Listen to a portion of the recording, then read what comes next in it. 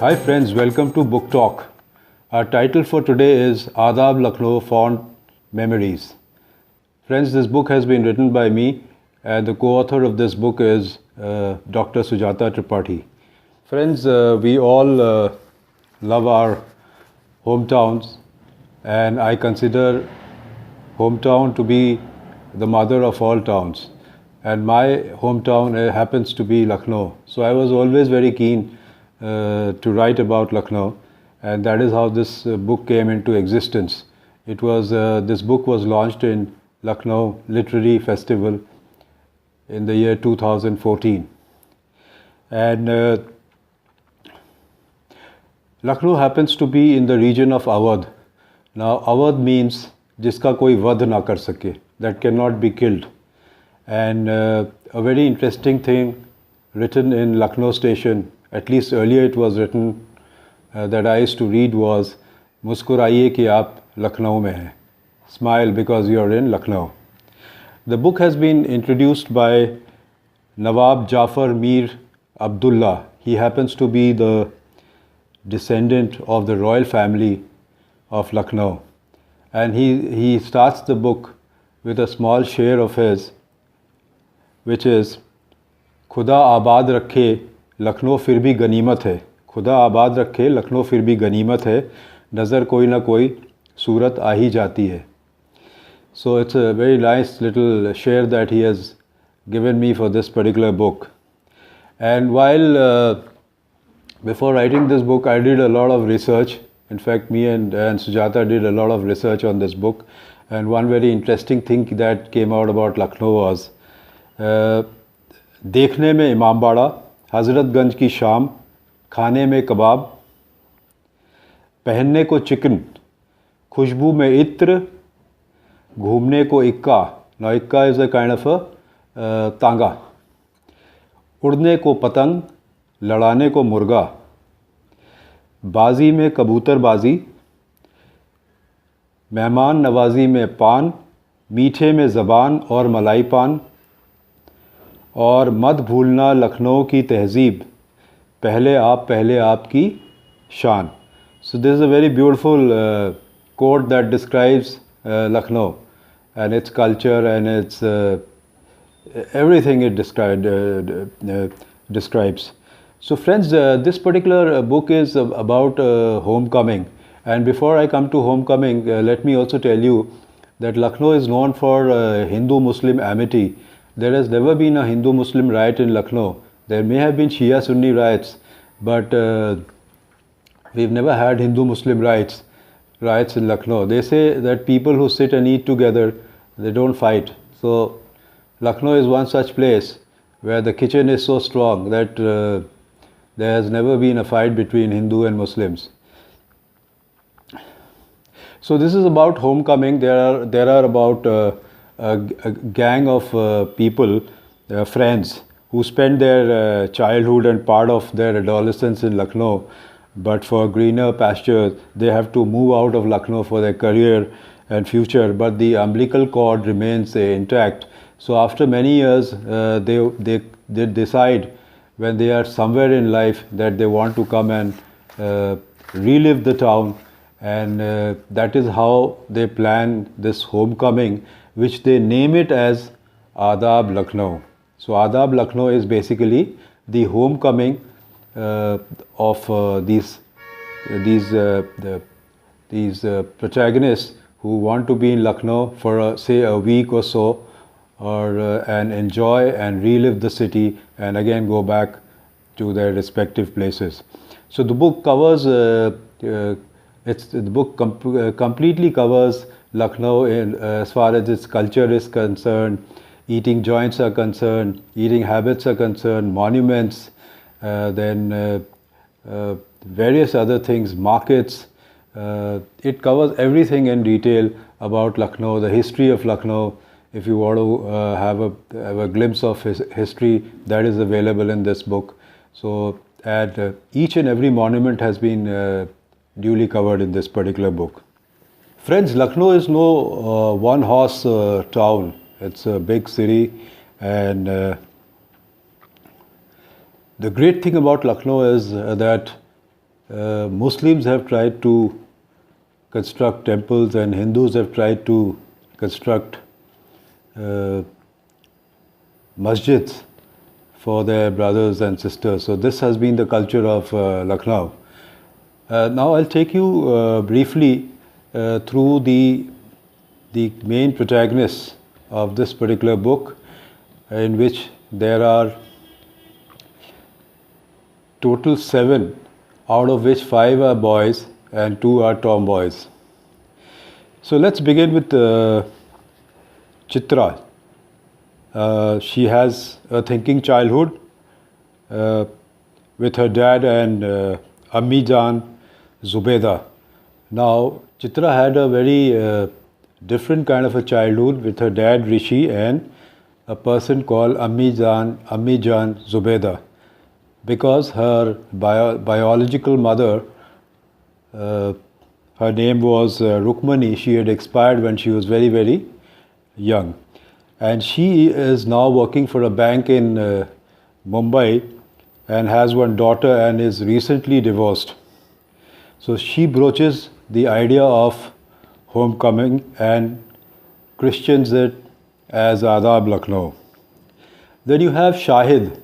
Shahid is another character in this particular book. He's a leading criminal lawyer with blue blood lineage. He, after completing law, stayed back in Lucknow and married Shehnaz. The book describes how he fights the political inadequacies in the system. So he's another guy with his wife who will be joining Aadab Lucknow. So all these characters that I'm telling you are going to join this celebration. Then you have Ivy Singh, Akka Ivy. Again, a blue blood who after college worked in Mumbai for some time, for a decade or so, and since then he has returned to Lucknow. He has a political background, becomes an MLA, suffers a tragedy in terms of losing his wife. He is a keen golfer and now runs an NGO to train students in skill building. Now this particular person is very conscious about Lucknow brand, because he has worked in Bombay, where at times you are not very well received, and so he comes back to from Mumbai and wants to develop children so that they are better equipped to take on a career in big cities. Then you have Tribhuvan Trivedi. Tribhuvan Trivedi is also known as TT. Now, after completing his engineering, he leaves for the US for an American MBA and stays back in the US. He too is willing to join this grand homecoming celebration. Then you have Irfan, another character who happens to be the son of a bureaucrat, but by choice he is an excellent actor, and he has acted in several plays of his Uncle Rahman's theatre group called Buland Awaz, which operates in Lucknow. He's also a very brilliant student, so he joins, after college he joins St. Stephen's and then storms into the IS, and now he is posted in Delhi, and he is likely to join this homecoming along with his wife Wahida. Then you have Bobby, Akka Bob, son of a prominent businessman of Lucknow, who's also a state level TT player, and after completing his BCom, he pushes off to Delhi and starts a furniture business there. And then you have a few more characters in this particular book. One is one is Savita. She is one of the 2 tomboys that I had mentioned earlier, and the other being Chitra.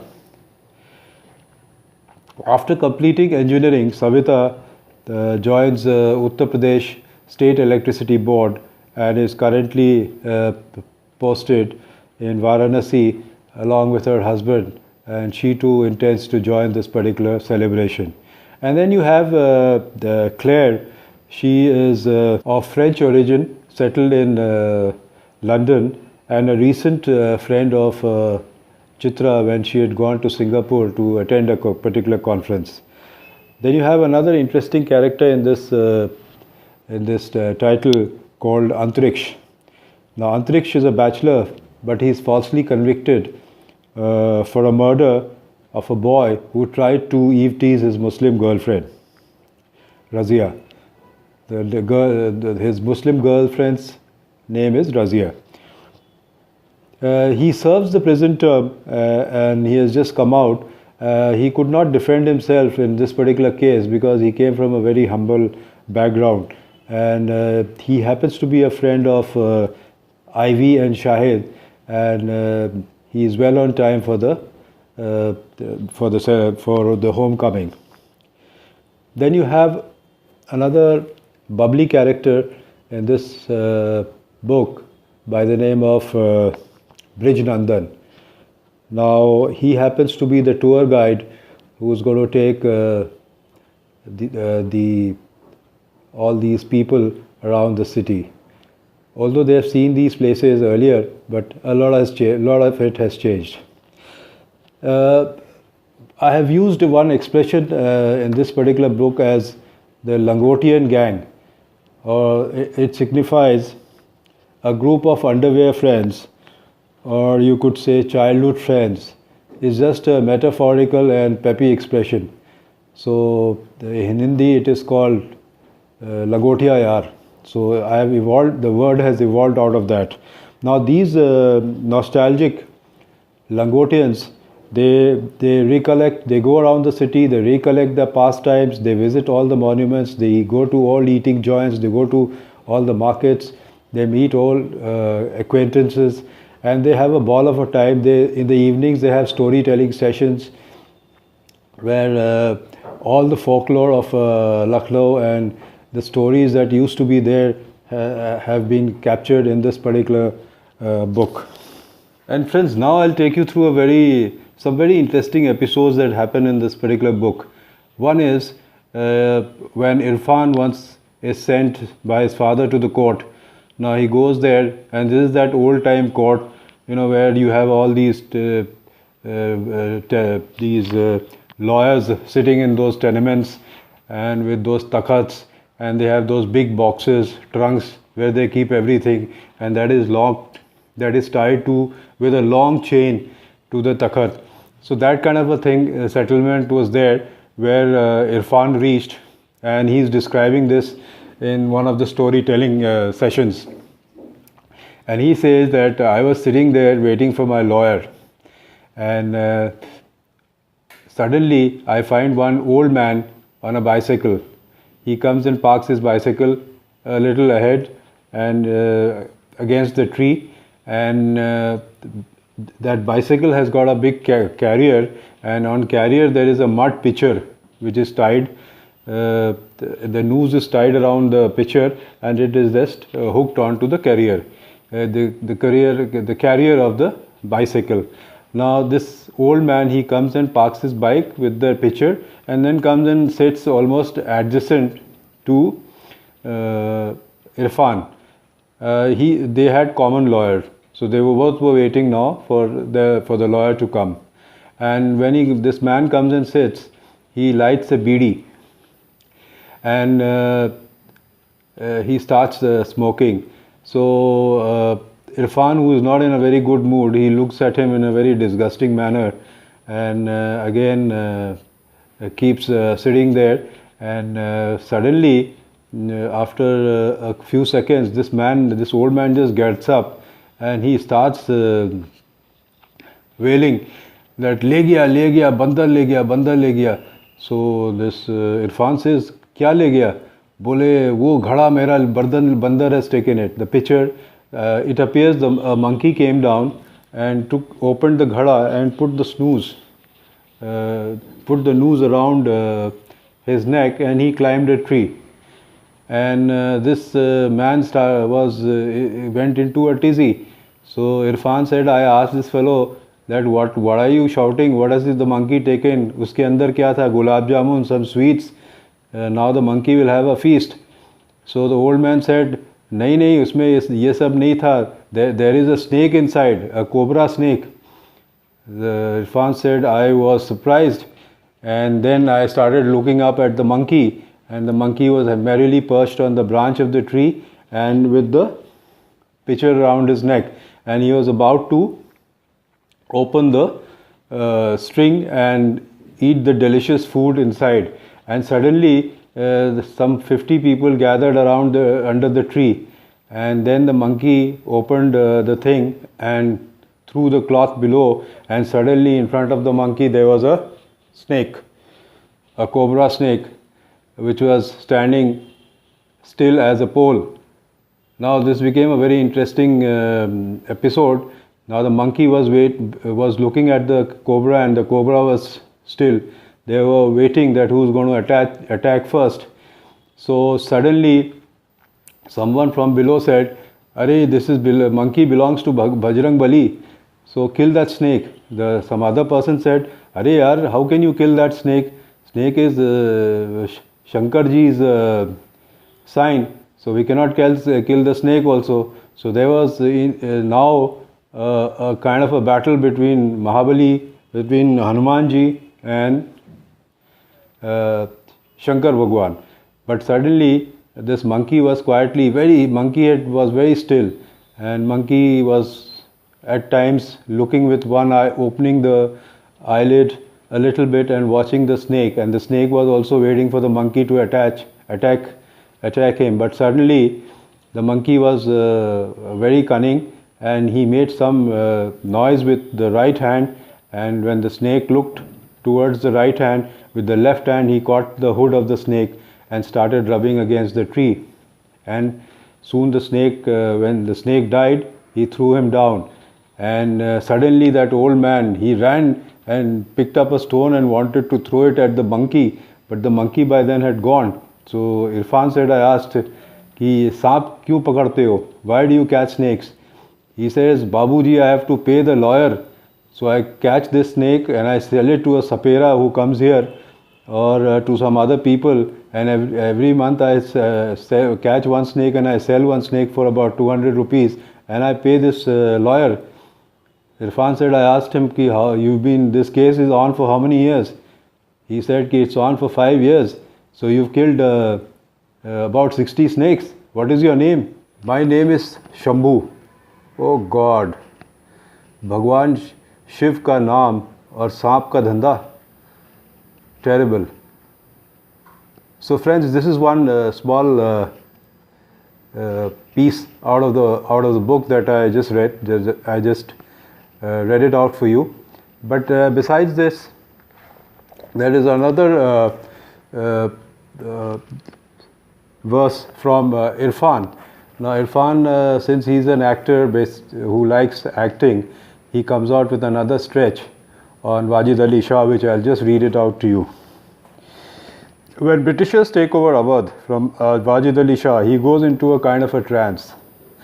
While in exile, he receives a message through one of his subjects that his beloved kingdom, Awadh, is in deep agony.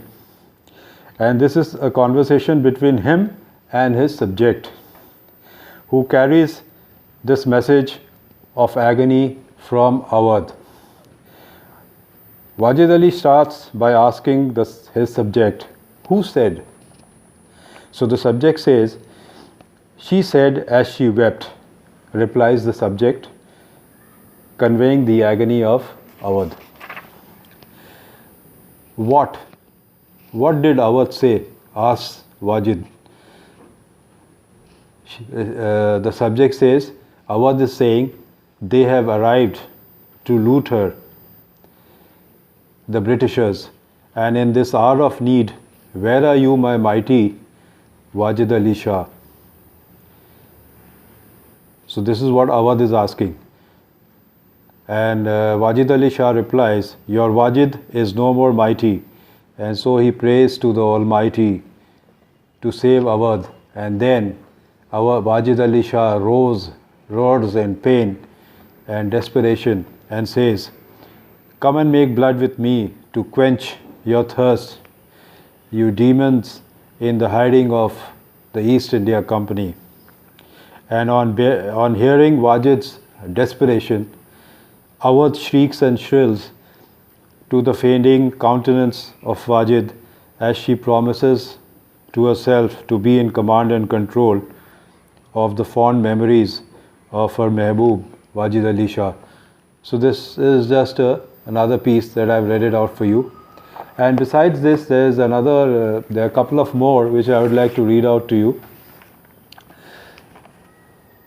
One is, there is this person, Akhtar Mia, and he's very fond of kabutarbazi. He stays in Chowk, and his matches are with Rahman, who happens to be the uncle of Irfan. And during the match, Akhtar Mia is full of abuses, and but after the match, he's a very decent guy. And even when he loses the match, he dresses up in his crisp achkan and takes out his flashy ikka, that is a horse carriage, and he goes to Rahman Chacha for evening chai nashta. So all is fair in kabutarbazi and love. And there's another one from TT, Tribhuvan Trivedi, when he calls up from the US to one of the guys in the Langotia gang and says, "Guys, give me a quick update on Vakil Neta, Naukar Shah and Abhiyanta, Shahid, lawyer, Ivy, Neta, Irfan, bureaucrat, Savita, engineer. Lucknow runs because of these four. Industry and business are not there. So, and rest can go to hell. So you just give me an update on these four." So friends, like that, there are a lot of interesting scenes and sentences and pages in this particular book. I'm sure you're going to like it. And it also covers Kumbh Mela and Samudra Manthan in great detail. And also astrology is part of this book. And there's another very interesting scene in which Claire and Antariksh are going on a Ricky, cycle Ricky, and the driver of that is Gokaran, and he sings the song Babul Mora Nayyar Chuto Jai, and Claire asks him, "Why you are singing this song?" And he says that just in India, like in India, when girls are married off, they leave their nayyar, that is their father's house, and they go to their husband's house. In the same manner, since there are no jobs and opportunities in Lucknow today, our boys also leave their nayyar, their father's house, and go to big cities to earn a living and make a career. And so friends, this is all I have for this particular book. I'm sure you liked it, and if you've liked it, share it, and also subscribe our channel. Next week we'll come out with another good book for you. Till then, goodbye from Book Talk.